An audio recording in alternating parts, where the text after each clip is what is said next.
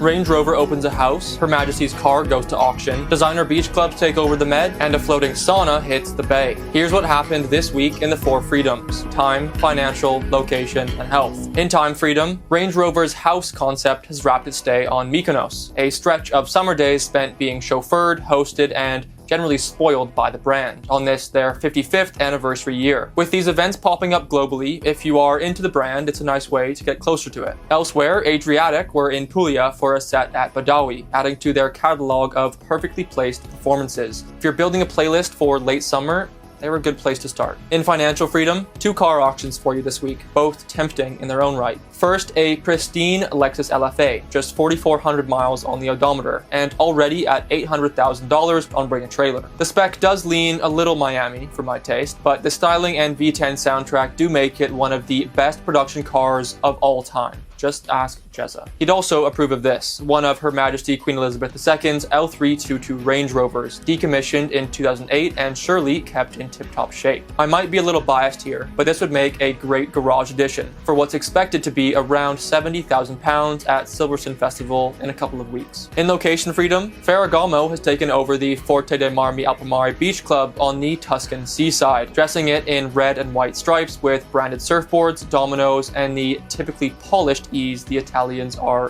quite good at. They're just the latest in a string of designer-branded beach clubs along the Med. Dior, Jacquemus, Louis Vuitton already having joined the wave. As much as the whole concept does sound a bit ripe for scrutiny, many have actually been quite tasteful and surprisingly fitting. Which have you visited? Any worth returning to? In health freedom, San Francisco's Fjord has made a name for itself with a floating sauna and cold plunge moored right on the bay. As is the trend these days, it's equal parts recovery ritual and social outing. And in a city already obsessed with longevity and wellness, it's no surprise they've been packed since launch. Just down the road, startup Nudge is taking a different shot at longevity, building a non-invasive brain interface using focused ultrasound to treat depression, anxiety, and chronic pain. It's early days, but for anyone set on staying in the game, entrepreneurs, athletes, artists, looking after the upstairs hardware is about the best investment we can make. Follow the Lieber on all platforms for daily stories on what to do, what to buy, where to go, and how to live.